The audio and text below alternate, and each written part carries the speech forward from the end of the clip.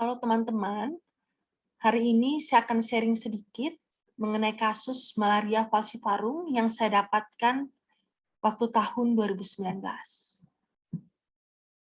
Identitas pasien nama Tuan P, jenis kelamin laki-laki, tanggal lahir 15 Desember 1975, umur 42 tahun, alamat Nusa Tenggara Timur, tanggal masuk rumah sakit 26 Januari 2019, pukul 13.30 waktu Indonesia bagian tengah. Saya melakukan autoanamnesis dengan pasien dengan keluhan utamanya adalah demam. Riwayat penyakit sekarang, yaitu pasien datang ke IGD dengan keluhan demam sejak 5 hari sebelum masuk rumah sakit. Demam terus-menerus disertai keadaan menggigil dan diikuti dengan sering berkeringat. Nyeri kepala positif dirasakan. Badan terasa lemas dan pegal-pegal. Nyeri perut positif, mual positif, muntah, diare, gusi berdarah, dan mimisan disangkal oleh pasien. Keluhan buang air kecil berwarna hitam pun disangkal pasien. Buang air besar berwarna hitam tidak ada. Pasien sudah minum paracetamol dan demam sempat turun, tetapi meningkat kembali. 1 hari sebelum masuk rumah sakit, pasien bertambah lemas dan tidak nafsu makan. Riwayat penyakit dahulu, pasien pernah mengalami malaria. Riwayat pengobatan sebelum pasien datang ke rumah sakit hanya meminum paracetamol. Riwayat keluarga dan sosial, pasien tinggal bersama keluarganya yang terdiri dari istri dan kedua anaknya. Rumah dan lingkungan pasien ada yang mengalami keluhan yang sama dengan pasien. Pasien tinggal di daerah endemis malaria. Pemeriksaan fisik saya lakukan pada saat kunjungan, yaitu tanggal 26 Januari 2019. Keadaan umum tampak sakit sedang. Kesadaran GCS-nya 15, kompos mentis. Tekanan darah 110/80, nadi 97 kali per menit reguler, respirasi rate-nya 20 kali per menit reguler, temperatur pada saat pemeriksaan di aksila 36,5 derajat Celcius, SpO2-nya 98%. Saya melakukan pemeriksaan status general dari kepala, tampak normosefal. Tidak tampak adanya kelainan, mata tidak ada anemis, tidak ada ikteris, tidak tampak mata cekung. Telinga, hidung, tenggorokan, tidak tampak nafas cuping hidung, faring pun dalam keadaan normal, tidak tampak hiperemis, tonsil T1, T1, mulut, mukosa bibir basah, cyanosis tidak ada. Leher, pembesaran kelenjar getah bening pun tidak tampak. Untuk toraks, kita lakukan pemeriksaan pada jantung dan paru. Kita melakukan inspeksi pada jantung, ictus cordis tidak terlihat. Palpasi, ictus cordis teraba di mid clavicula 5 sinistra. Auskultasi S1, S2 normal, reguler, murmur tidak ada. Paru, inspeksi, gerakan dada simetris, palpasi, vokal fremitusnya normal, perkusi, sonor-sonor pada kedua lapangan paru, auskultasi, bronkofesikular, ronki wheezing tidak tampak. Pada saat pemeriksaan abdomen, kita melakukan inspeksi, tidak tampak distensi. Auskultasi, bising ususnya positif normal. Palpasi, hepatosplenomegali tidak tampak, tidak teraba, nyeri tekan positif, turgor kembali cepat. Saat dilakukan perkusi, timpani, ekstremitas akral hangat positif, udema tidak ada, CRT kurang dari 2 detik. Kita lakukan pemeriksaan penunjang, di sini leukositnya 7.200, untuk trombositnya 249.000. Malaria falciparum positif. Pemeriksaan penunjang kita lakukan. Jadi, pasien dilakukan rawat inap. Kita evaluasi dengan pemeriksaan penunjang, yaitu dengan pemeriksaan mikroskopis sampai negatif. Jadi, evaluasi tiap hari hingga klinis membaik, dan harus hasil mikroskopis negatif. Tetapi pasien kita boleh pulangkan, evaluasi pada hari ke-7, ke-14, 21, 28, untuk melihat perkembangan dari hasil mikroskopisnya. Working diagnosis di sini adalah malaria falciparum. Penata laksanaan, saat masuk IGD kita memberikan infus ringer laktat 20 TPM makro, DHP 1 kali sehari diberikan 3 tablet sekali minum 1-3 hari. Primaquine 1 kali 1 tablet single dose. Pemberian paracetamol 3 kali 500 mg, omeprazol 2 kali 40 mg, dan pemberian ondansetron 3 kali 4 mg. Kita lakukan follow-up di bangsal pada tanggal 27 Januari 2019. Sudah tidak tampak ada keluhan, tidak ada keluhan lagi pada pasiennya. Tekanan darah 110/80, nadi 97 kali per menit, suhu 36,5 derajat Celcius, respirasi 20 kali per menit, SpO2 98%. Asesmennya adalah malaria falciparum hari kedua pengobatan. Kita pemberian diet lunak, Ringer laktat untuk infusnya 20 TP makro, paracetamol 3 kali 500 mg per oral, omeprazol 2 kali 40 mg, ondansetron 3 kali 4 mg, dan pemberian DHP 1 kali 3 tablet hari kedua.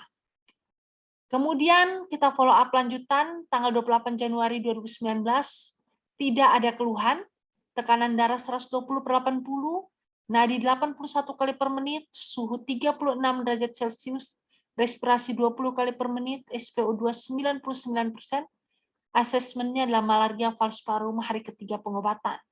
Diberikan sama diet lunak, infus Ringer laktat 20 TPM, paracetamol 3 kali 500 mg per oral, omeprazol, ondansetron kita ubah menjadi per oral, DHP 1 kali 3 tablet hari ketiga. Jadi di sini kita bahas sedikit mengenai pengobatan untuk malaria falciparum dan malaria knowlesi menurut berat badan dengan DHP dan primaquine. Jadi di sini kita pemberian DHP-nya hari pertama sampai hari ketiga. Kita sesuaikan dengan berat badan atau dengan usia. Jadi kalau pasien kurang dari 5 kg atau 0 sampai 1 bulan, kita pemberian DHP 1/3 tablet. Kalau pasien 5-6 kg atau 2-6 bulan, kita pemberian setengah tablet. Kalau pasien lebih dari 6-10 kg, kurang dari 6-11 bulan, kita pemberian DHP setengah tablet. Kalau pasien 11-17 kg dan atau 1-4 tahun, kita pemberian DHP 1 tablet. Kalau pasien 18-30 kg atau 5-9 tahun, kita pemberian 1,5 tablet. Kalau pasien 31-40 kg atau 10-14 tahun, kita pemberian 2 tablet. Atau kalau pasien 41-59 kg dengan lebih ataupun sama dengan 15 tahun, kita pemberian 3 tablet. Kalau pasien 60-80 kg atau lebih ataupun sama dengan 15 tahun, kita pemberian 4 tablet. Kalau pasien lebih ataupun sama dengan 80 kg atau lebih ataupun sama dengan 15 tahun, kita pemberian 5 tablet. Sama halnya juga dengan primaquine. Pemberian primaquine itu diberikan kurang dari 5 kg atau 0 sampai 1 bulan kita tidak pemberian primaquine. Kalau 5-6 kg, 2-6 bulan kita tidak berikan primaquine. Lebih dari 6-10 kg atau kurang dari 6-11 bulan, kita memberikan primaquine 1/4 tablet. Kalau 11-17 kg atau 1-4 tahun, kita berikan 1/4 tablet. Kalau 18-30 kg atau 5-9 tahun, kita berikan setengah tablet. 31-40 kg atau 10-14 tahun, kita berikan 3/4 tablet. 41-59 kg atau lebih ataupun sama dengan 15 tahun, kita berikan 1 tablet. 60-80 kg, kita berikan 1 tablet, lebih ataupun sama dengan dari 80 kg juga 1 tablet. Pengobatan malaria vivax menurut berat badan dengan DHP dan primaquine. Di sini kita juga berikan per kilogram atau sesuai dengan usia, tetapi untuk primaquine-nya berbeda dengan pada pengobatan malaria falciparum. Di mana untuk pengobatan malaria falciparum, kita pemberian satu kali saja atau single dose, sedangkan untuk malaria vivax, kita pemberian 1 sampai 14 hari untuk pemberian primaquine.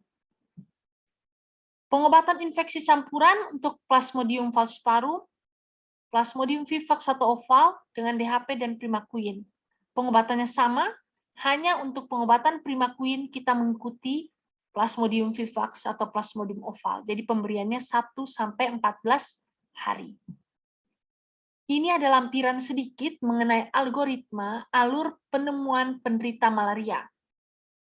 Jadi kalau pasien datang dengan gejala klinis demam atau riwayat demam dalam 7 hari terakhir, dapat disertai nyeri kepala, mual, muntah, diare, nyeri otot, dan pegal-pegal, dan pemeriksaan darah malaria dengan mikroskop atau RDT, dan hasil positif malaria, berarti dia memang malaria. Kalau hasil negatif, perlu kita lakukan pemeriksaan ulang dalam 24 jam hingga 48 jam. Kalau hasil positif, berarti dia malaria. Tapi kalau memang benar-benar negatif, kita perlu mencari etiologi demam yang lain dan terapi sesuai etiologinya. Di sini adalah tata laksana penderita malaria. Jadi kalau penderita positif malaria tanpa komplikasi atau malaria berat, itu perlu kita lihat. Kalau pada pasien ini, dia tanpa komplikasi. Jadi kita pemberian obat. Dan kebetulan di sini dia dapat minum obat. Jadi tidak perlu kita memberikan secara intravena atau intramuskular. Kalau misalnya dia bisa minum obat, kita berikan obat secara oral sesuai dengan jenis plasmodiumnya. Pastikan obat diminum sampai habis. Bila klinis membaik, kembali untuk pemeriksaan ulang mikroskopis darah malaria pada hari ketiga, ke-7, 14, 21, dan 28. Bila tidak ada perbaikan atau klinis memburuk dalam 3 hari pengobatan, segera kembali ke puskesmas atau rumah sakit, karena pasien jatuh pada malaria berat. Tetapi kalau observasi dalam 28 hari hasil negatif hingga hari ke-28, berarti dia sembuh. Hasil positif kembali pada salah satu hari pemeriksaan, hari ketiga, hari ke-7, hari ke-14, 21, dan 28, dan klinis tidak memburuk, berikan pengobatan lini kedua. Tetapi kalau klinis memburuk, maka dia jatuh pada malaria berat. Sedangkan kalau tidak dapat minum obat dan tanpa komplikasi, kita berikan obat secara intravena atau intramuskular. Pengobatan lini kedua, di sini untuk malaria falciparum, kita pemberian kina, ditambah doxycycline atau tetracycline, dan ditambah primaquine. Kalau malaria vivax, kina ditambah primaquine. Dosis kina 3 kali 10 mg per kilogram berat badan per hari selama 7 hari. Dosis tetracycline 4 mg per kilogram berat badan per hari diberikan 4 kali per hari selama 7 hari. Dosis doxycycline 7 hari pemberian, usia kalau lebih dari 15 tahun 3,5 mg per kilogram berat badan per hari 2 kali per hari, usia 8-14 tahun 2,2 mg per kilogram berat badan per hari 2 kali per hari. Dosis clindamycin 10 mg per kilogram berat badan per kali diminum 2 kali per hari selama 7 hari. Sedangkan untuk primaquine kita sesuaikan dengan jenis malarianya.